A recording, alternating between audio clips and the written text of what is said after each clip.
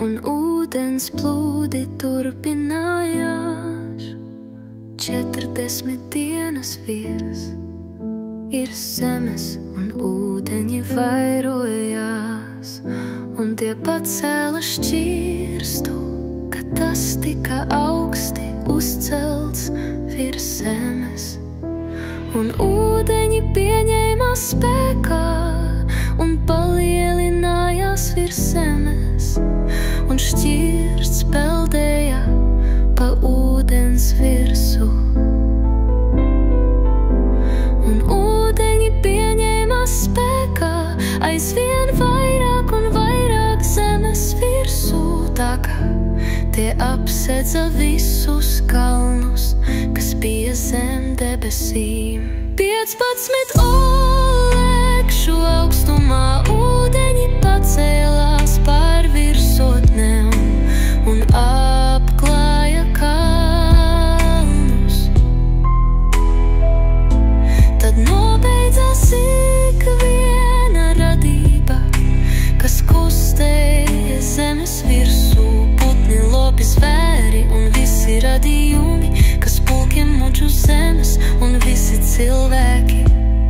Viss, kam bija dzīvības dvaša, kas dzīvoja sausumā, nobeidzās. Tā viņš iznīcināja visu dzīvo, kas bija zemes virsū, no cilvēka līdz pat lopiem, rāpuļiem un putniem gaisā, visi tika iznīcināti.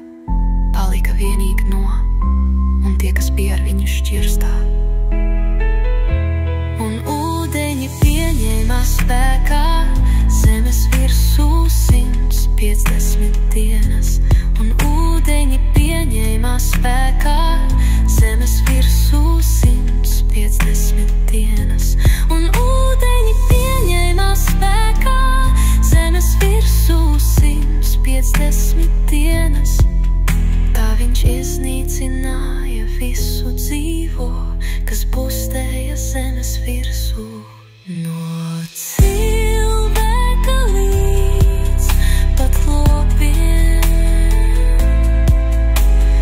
rāpuļiem un putniem gaisā, visi tika iznīcināti. Palika vienīgi Noa un tie, kas bija ar viņu šķirstā. Un ūdeņi pieņēma spēkā zemes virsū 150 dienas.